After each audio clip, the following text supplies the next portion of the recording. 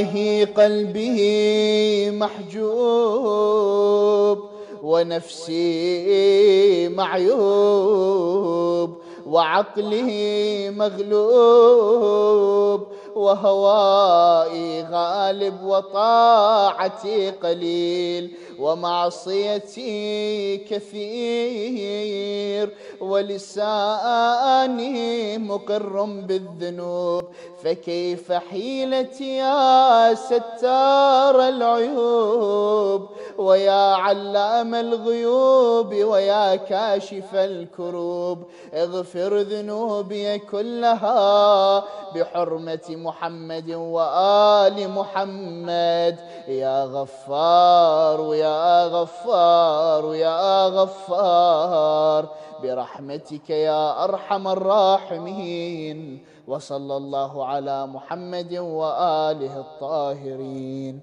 اللهم صل على محمد وآل محمد. Thank you. The dua to end in this specific way is unbelievable. The way he starts and the way he ends it, he's telling Allah subhanahu wa ta'ala, oh Allah, there's a veil on top of my heart that is causing us to sin. Oh Allah, ta'ati qaleel. My obedience towards you is little. وَمَعْصِيَتِي كَثِيرٌ. And I am sinning a lot. وَلِسَانِي مُقِرٌّ بِالذُّنُوبِ.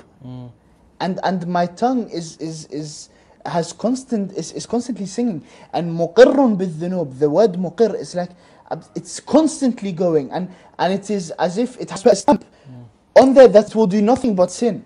مُقِرٌ بِالذُّنُوب. فكيف حيلتي يا ستار العيوب. What is my hila? What can I do?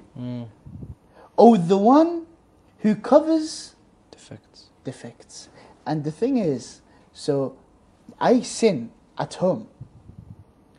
And Allah subhanahu wa ta'ala has covered over my sins, that when I am sitting here on the sofa, both of you are not aware of what I am sinning. The viewers do not know of what sins I have done. Because Allah subhanahu wa ta'ala covers over them. So everything that I just mentioned, that aqli maghloob wa hawa'i ghalib, and there's a veil on my heart, and that I am constantly sinning, and that I am being disobedient towards you, out of your mercy, O Allah subhanahu wa ta'ala, what are you doing? You're covering it from the eyes of other people. Part of His mercy. Yeah. And the one who knows of the unseen, وَكَاشِفَ الْكُرُوبِ, then he says, اغفر ذنوبي كلها.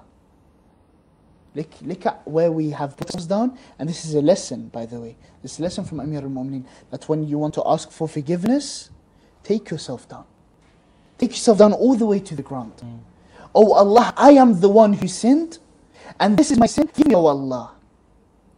And another infallible that I love is dua is al-Abidin. And in the dua,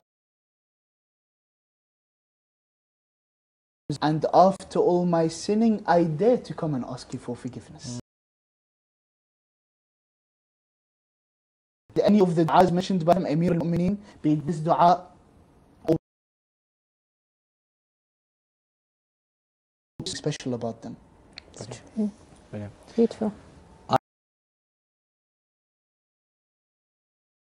But I think that is a perfect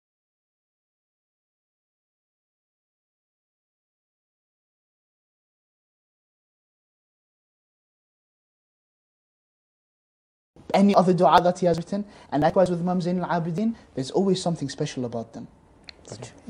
Brilliant. Beautiful. I'm very much I was so engrossed within the conversation, I actually didn't take notes to recap. But I think that is a perfect end to this part of the show. Thank you so much once again. God bless you. Beautiful. For that. Thank you. And on that note, we are going to be joined after the break by Baraka Hussein, who's going to be discussing with Zahra in the special segment. So please stay tuned.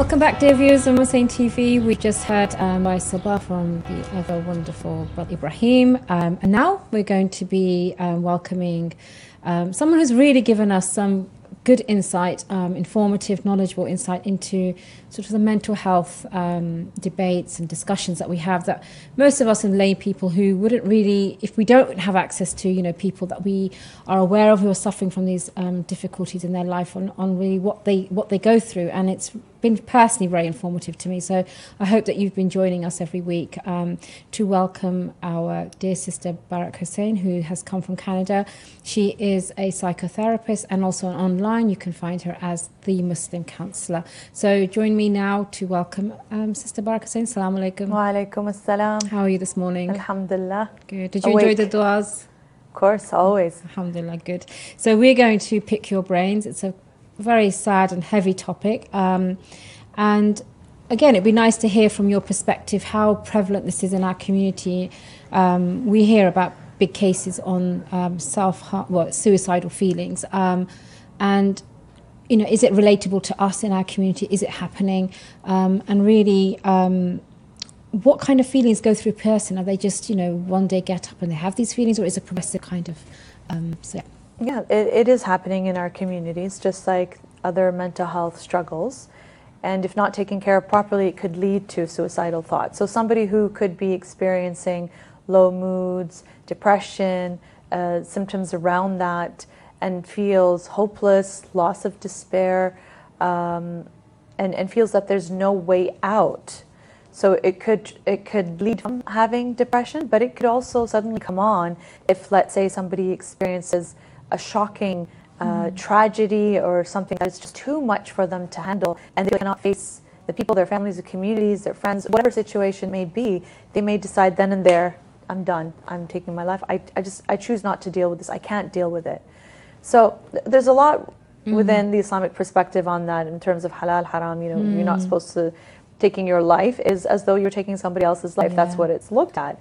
I've had discussions with scholars about this and alimas, because when it comes down to it, a person who has taken their lives, their families are left in shame, and guilt, and worry, and, you know, on top of the grief of losing someone grief, that they could have helped them and prevented such a tragedy. So yeah, they must go through. And we'll look at it how to help support. But then there's that stigma around that, and throughout the various discussions that I've had over the years.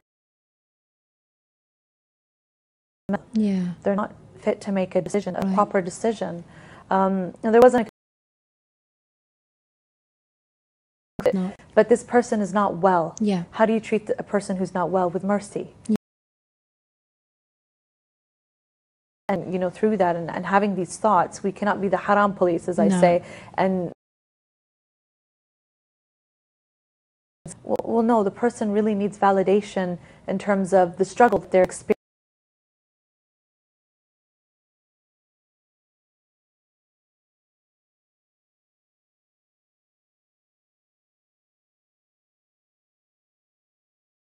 And we cannot judge anybody who's struggling, you know, through that and having these thoughts. We cannot be the haram police, as I say, and judge and say, well, you can't have these thoughts, you can't decide to do this. And well, no, the person really needs validation in terms of the struggle that they're experiencing, and we want to take them out from that darkness into the light, to give them hope, things to live for again. And so through the therapy process, when I have students coming, clients coming and saying, you know, I don't, things could be, I'm sure our viewers could connect with some of these ideas.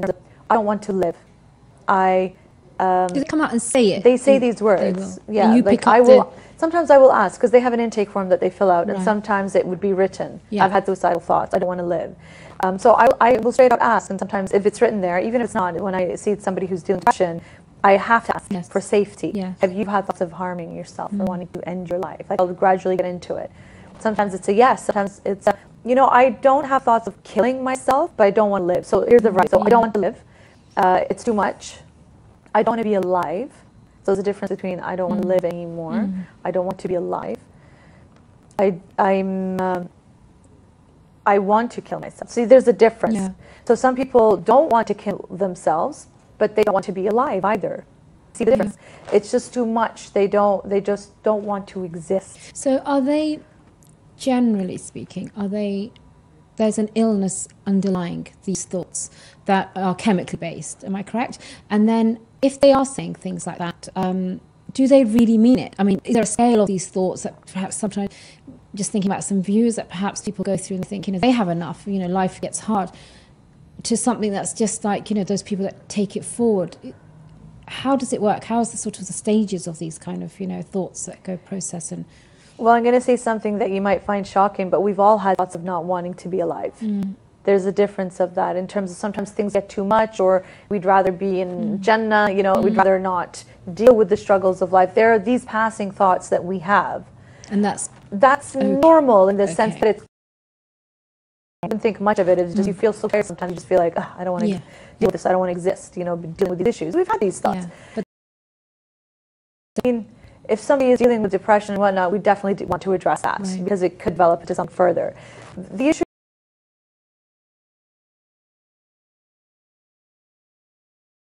when they come to you in an off conversation,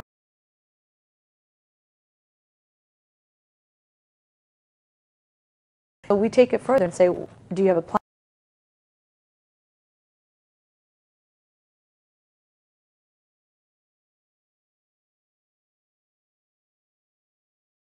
It becomes more prevalent and something you want to focus more on when people are saying things when they come to you in an off conversation. You still want to check it out, but when they're coming to you and trying to get treatment and saying, I don't want to live, I've had suicidal thoughts. So we take it further and say, do you have a plan? Yeah.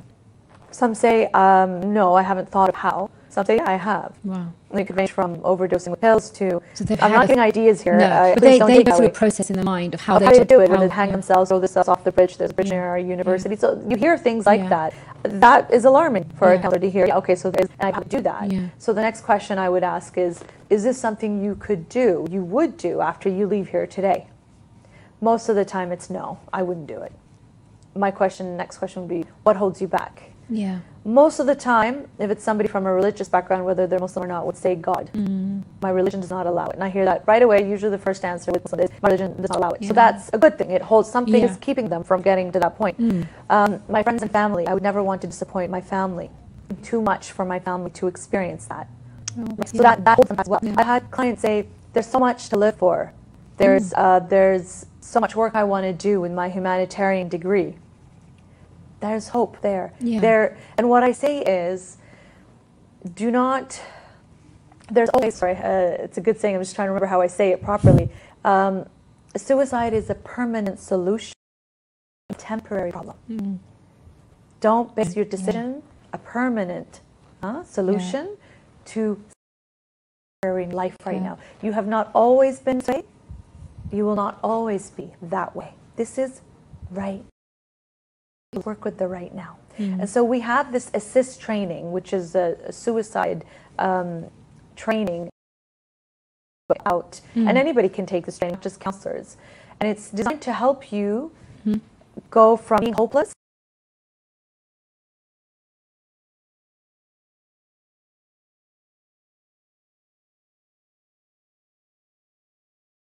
now.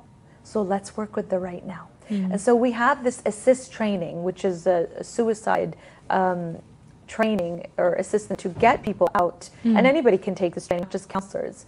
And it's designed to help you go from being hopeless to help you look at things worth living for.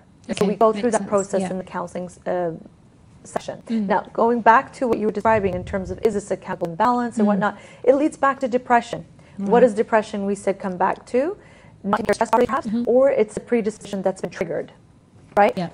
And the other aspect here we looked at is also sudden huge changes in your life, tragic, sad, that you can, loss of money in the stock market, or you lost your job, you cannot provide for your family. Something horrendous happened to you, you just shut down, you feel you cannot cope, you can't face the community, your family, shut down. People can make that decision as well. How like as I was saying in the beginning, how prevalent is it in our communities? It's happening, unfortunately, which is one of the reasons why the Serenity Islamic Mental Health Awareness Group in my community in Ottawa, it was based off of that, unfortunately. There were 2 young men in our community who took their lives. And we found out afterwards they were struggling with depression. They weren't getting the right supports. Goodness. And so we said enough. We want to do more awareness in the community so that people don't feel that they're hopeless and there's nothing left. Lots of despair there. What could have a community done to prevent? I mean, that's an amazing effort and initiative. But in the communities that sort of perhaps aren't so aware of mental health, struggles that people have, what more can a community do to sort of We need help? to be talking about mental health, which is why it's so important we have shows like this where we talk about topics that are taboo, that are, a lot of shameful things, that are things that we're not used to hearing. Because our own religion talks about balance, inner peace, outer peace, love, akhlaq, humility. All of these things are the essence of wellness. I think the most crucial point is the non-judgment that you said, as in your position. That I said when people unfortunately go through these circumstances, they're already suffering, and for us to then pass the judgment jury and say that's it, you're condemned, who wants to know you, and it's awful, isn't it? So push people away. You've got somebody who's struggling coming to a center and then they don't know how to approach or talk, but when we have events in our centers, you find a slew of people who come at the end of the lecture and they're wanting to talk to you, ask questions, which is a wonderful thing, alhamdulillah, and then you can direct them to resources. And we want to reach out, which is why when we have shows like this, people may not come to an event because they're too depressed or too anxious to leave the house. They get the opportunity to hear these things and resources that perhaps they can reach out, and access these resources when they are feeling low. Now, when a client comes in and we go through all of that, we also make a safety plan. And in that safety plan, we have phone numbers of people that they could turn to in that moment when they're feeling this, and what they could do instead of going to the harming themselves. And one of the things I find humorous but works is to say chocolate. I see the shock look on your face. Chocolate. What is it about chocolate? Wouldn't imagine that. It was actually in one of the worksheets that I have. But there's a science behind it. Right. What happens when you eat chocolate? Pleasure. You feel good. Yeah. What is it about chocolate? There's a lot of research on chocolate. So you laugh now, but and when I go through that list with the client, they laugh too. I'm like, make sure you got lots of chocolate, on hand. There's something about chocolate that changes the mood. And it distracts you as well. It's a distraction, right? So it's designed to this whole safety plan distract you, because then it reminds you of the people that care about you and would be there for your emergency that you can get a hold of. So friends of mine will post things like, if you feel down or if you're going through any depression, I'm always there to listen. But in reality, how can confide in you as a friend or a relative, whoever? What's the best way to deal with somebody that's perhaps more help needs here? What are we supposed to do? So some of the signs that you see that somebody's dealing with depression,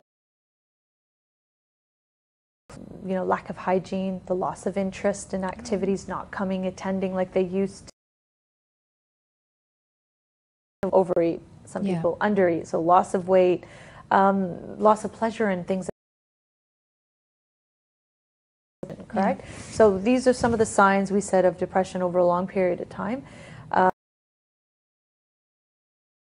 And could start saying things like, what's the point of my study?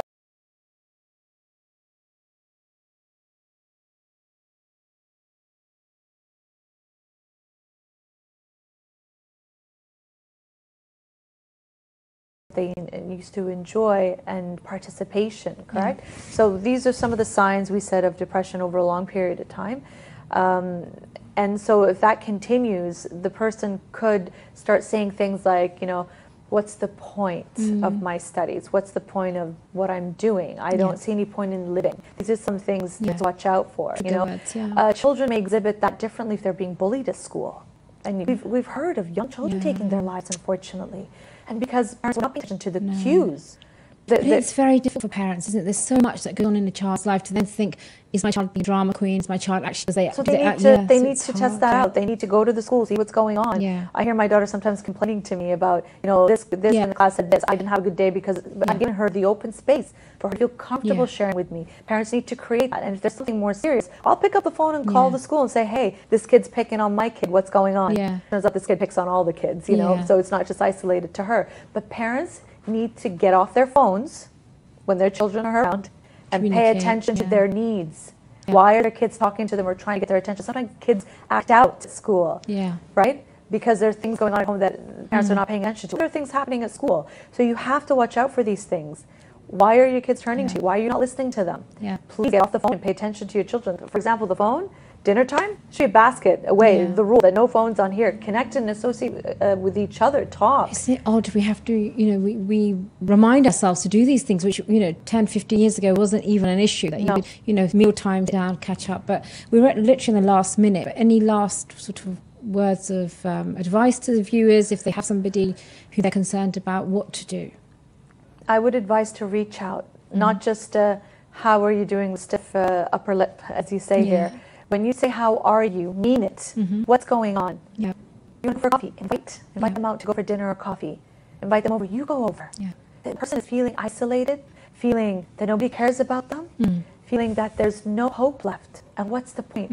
Whereas you reach out and connecting this way, as awkward as it may seem, or you feel that you're invading their space, if they're in danger, you know, that is just the thing that can pull them back. For those who are struggling, all the helplines, they are there to help you, and they are there to refer you to the appropriate resources. The Muslim Youth Help, we have Nasiha, Muslim, and it's now not for Muslims, it's for everybody, because there's been people from different backgrounds calling in. So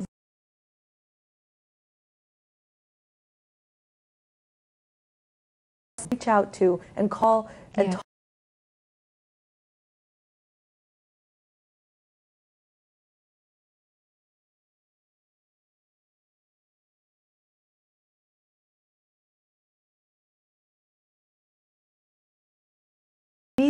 The distress center call line, we have that in Ottawa. So there's all these resources when you are alone, okay, that you can reach out to and call and talk to somebody who's a professional that's trained. They can help in this matter, so you're not isolated. You just need to talk to somebody to help you get through dark moments, to see that there is hope.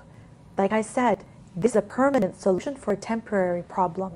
You don't want to make that, you know, you don't want to have those kind of regrets, because there are people who attempt. Do not, when we say do not succeed, meaning they did not end up killing themselves. And so sometimes it's an eye-opener for them. It's an eye-opener that that was an error, that was a mistake, I don't want that, I need to get help. We don't want our friends and family getting to that point. We want to offer the non-judgmental attitude, support. Even if you don't know what to do, just be there and listen. Take them to the hospital, take them to a professional. Go with the appointment if you can't be there to support them. Interject where you feel appropriate. Absolutely. Because it's rather that than feeling, oh, I don't want to overstep my boundaries or make it awkward. There's no boundaries in this. You're saving someone's life. Thank you so much. Thank you, sister. It's just flown by again. Inshallah, people who listen to this, you know, take advice if it's anything's relevant. And again, if you want to reach out to Sister Baraka, she is on social media and Instagram, Facebook as the Muslim Counsellor. So please do utilize those resources, and people will redirect you to where is appropriate. Inshallah, have a blessed day. You too, and, sister. Inshallah, we will now go on to another conversation with Dr. Yasir Madani, and we're discussing asthma.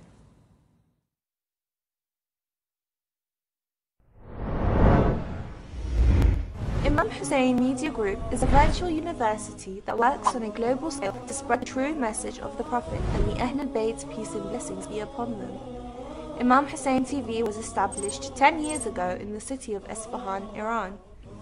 We work to cover all aspects of religion, Islamic jurisprudence, politics, philosophy, and many more, and aim to bring the public's attention to the righteous Islamic sect, Shia Islam. Our ultimate goal as a media group is to convey the interpretations of the Holy Quran, as well as the traditions and knowledge of the Holy Prophet and his progeny, may Allah's peace and blessings be upon them. Our objectives are to protect and safeguard the Shia youth from the destructive impact of immoral ideologies, standing up against injustice by documenting the oppression of Shia across the globe, as well as encouraging peace and unity amongst the Muslims. To reach our aims and serve the Muslim Ummah, we require a budget that would cover all the expenses for our productions, allowing us to work on different projects. Imam Hussein Media Group is a crowd-funded project. We have no sales, nor do we charge for our services. We solely rely on monthly payments, financial contributions, donations, religious alms, and generous gifts. The expenses of each production varies depending on the type of project and the style of filming. There are many elements to a production that requires time and capital. The producer must analyze the costs of the venue hire, equipment, transport, each fees, set design, staff support and further additional costs.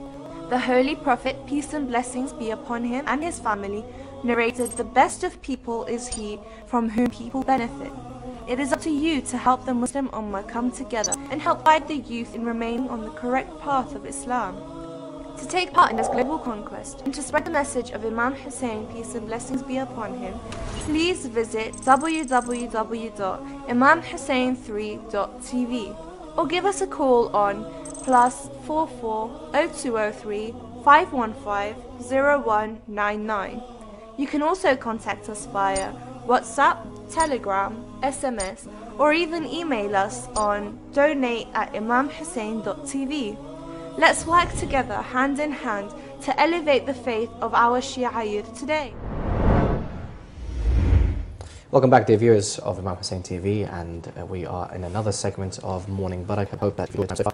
It's going to get much more interesting as we kind of delve into the respiratory system, specifically the lungs, and the anatomy of the lungs and the diseases associated with the lungs and so on and forth. I don't want to get technical, but... Did you know there was so much to it? No. So I just thought it was just these two pieces of muscle, and then they air in, and then air goes out, and then there's something to do with CO2 and then and oxygen and whatever. But turns out there's a lot more. There's a lot more to it. And there's still a lot more. So please do keep joining us for these segments. And would like to welcome, of course, who, Ali? We're welcoming, as always, Dr. Sayyid Yasser Madani to the show. He's an expert in this field. We're privileged.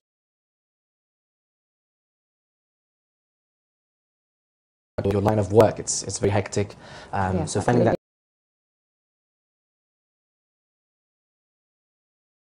So yes, we mentioned today we'll be focusing on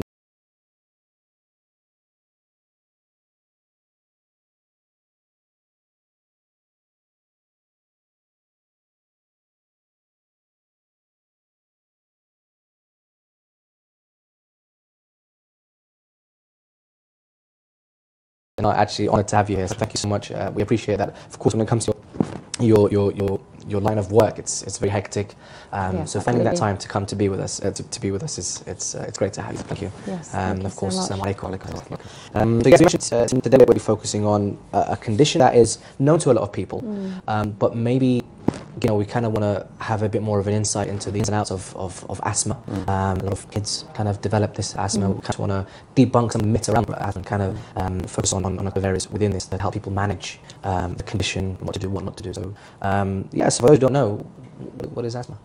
So if our viewers remember, when we talked about the anatomy of the lungs, we talked about tubes as being part of the lungs, and that lead to the air sacs and the tissue around the air sacs. So asthma is an airway disorder. It's a problem with the tubes in the lungs. People who have asthma, their airways are sensitive to certain environmental triggers and others, which others without asthma wouldn't react in the same way. Right. So those triggers can include pollen, it can include dust, it can include smoke or cigarette smoke, it can include viruses. So having a common cold in you and I often will not cause any problem. We'll just have a common cold and it goes. With an asthmatic, they're more prone for that common cold to actually exacerbate their asthma and cause an asthma attack, make their asthma worse, asthma symptoms worse. Heightened emotions can make asthma as well. If we have time, we can talk briefly about the mechanisms of that. Later, sometimes can actually exacerbate asthma symptoms. Because if you imagine when you're laughing a lot, you're actually breathing through the mouth rather than through the nose, and breathing through the mouth doesn't humidify the air, whereas breathing through the nose through the nose, essentially. Mouth breathing is not normal. We actually create breathe through the nose, and the nose has a mechanism by which it humidifies the air from the outside. And that sharp air that's not humidified, it's dry, goes down in the lungs and can make it worse. Exercise. So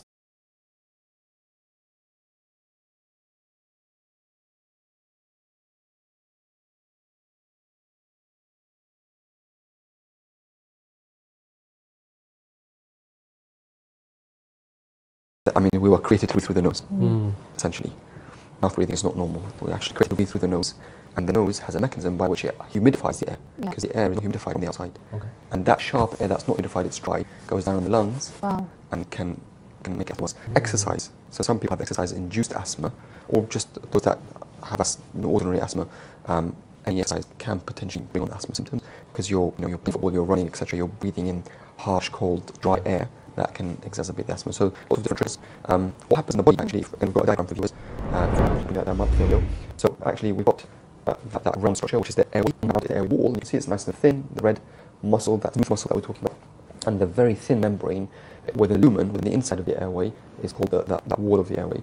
And so the inner passage, the lumen, is very patent. It's wide, it's open, you can breathe. That's a normal airway. Yeah. In asthma, if we can please bring on the second diagram, what happens is the smooth muscle contracts, it becomes tightened. As it becomes tightened, it becomes thicker and takes up more from the inside of the inner passage. The thin membrane, the blue part, becomes thicker as well because it becomes inflamed. And also that then produces mucus and secretions into the airway, so you can see how much the caliber or the patency of the airway has reduced. All right? So that's why it becomes difficult to breathe. And the symptoms of asthma are difficulty breathing or breathlessness or shortness of breath, tightness of the chest, tightness of the chest because of what's happening. The chest becomes tight. So it's not heart problems, it's actually the airway tighter causing chest tightness, and wheeze, which is a noise breathed out. There's difficulty in breathing out in asthma. So there's what we call air trapping. Air is trapped in the lungs because it's difficult to breathe out because the airways have become tight. And cough. Those are the predominant 4 symptoms of asthma.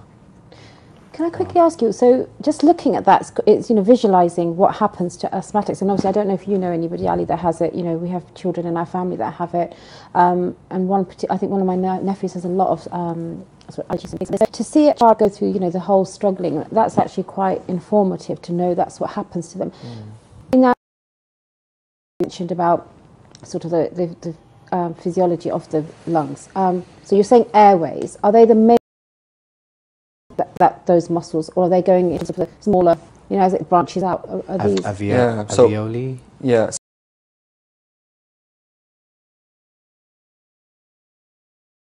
Alveoli. Okay. Trachea. It's affecting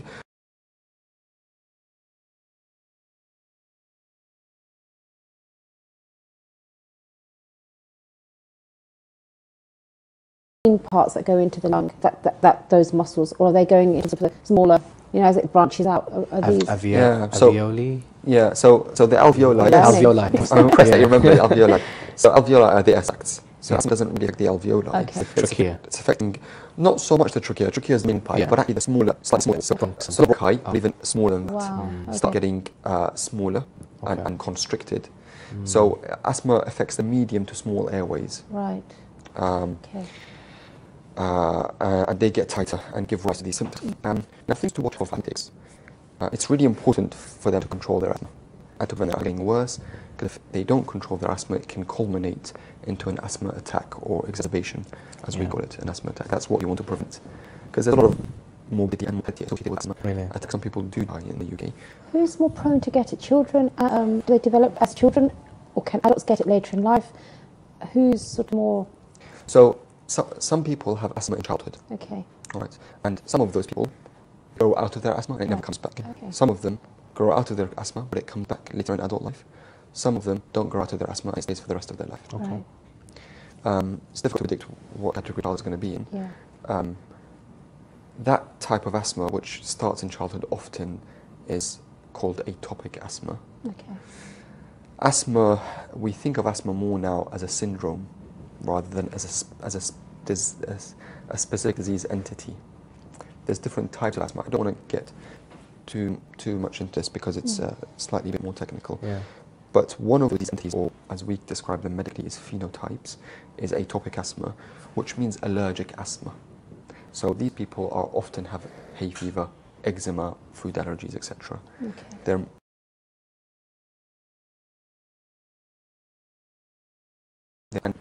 allergic as well.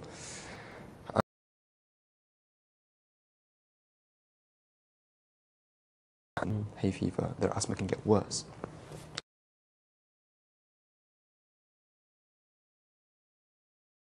Late onset or adult onset asthma.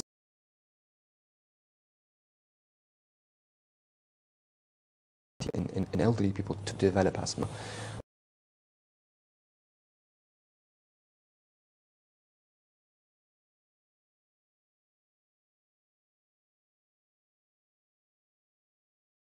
So But it's also possible for people to have never had asthma as a child and actually develop late onset or adult onset asthma later in life, in the 30s, 40s, 50s, 60s, 70s. Wow. It's possible even in elderly people to develop asthma. Often that's not atopic asthma. Yeah.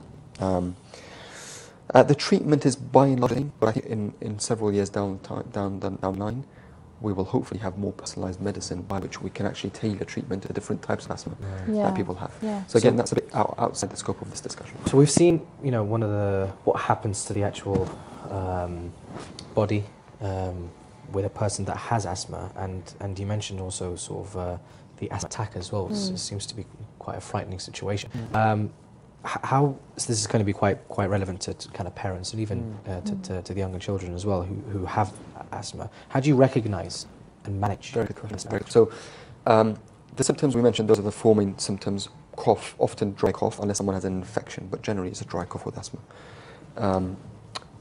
Wheeze, chest tightness, breathlessness. If people are having these symptoms in the day, if people are waking up from these symptoms at night, if these symptoms are interfering with people's daily activities, such as losing time off work, losing time off school, or if it's affecting their, going shopping or whatever, their chores, or if they're using their reliever inhaler. We speak about the 2 types of inhaler later, inshallah. The reliever inhaler, if they're using that, their emergency inhaler, more than 3 times or more a week, then their asthma is not well controlled. So that's the thing that they need to know.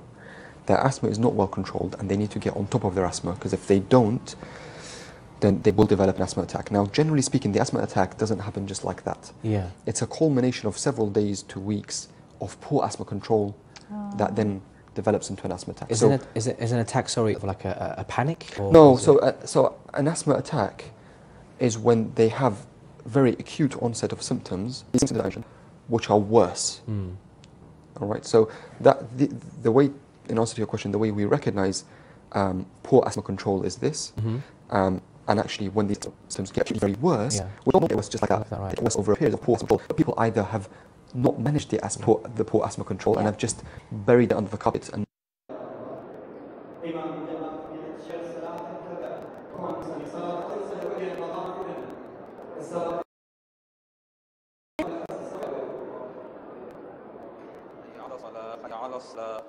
حي على الفلاح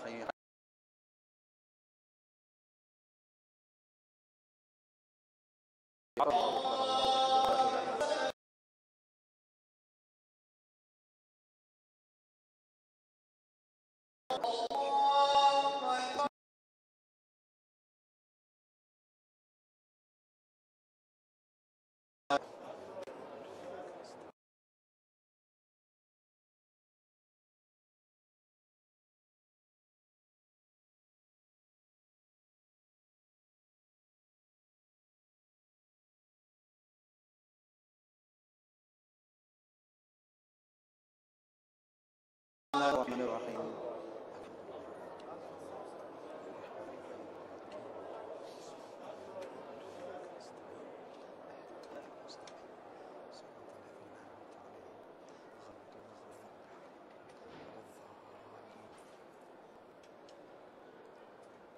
بسم الله الرحمن الرحيم.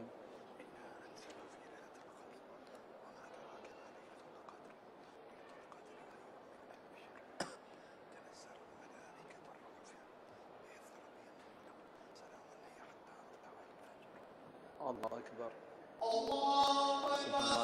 سبحان الله سبحان ربي العظيم وبحمده. اللهم صل على محمد وآل محمد.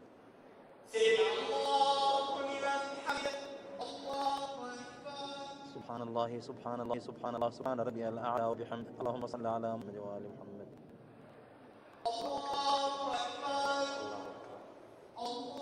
سبحان الله سبحان الله سبحان الله سبحان ربي الأعلى وبحمده. اللهم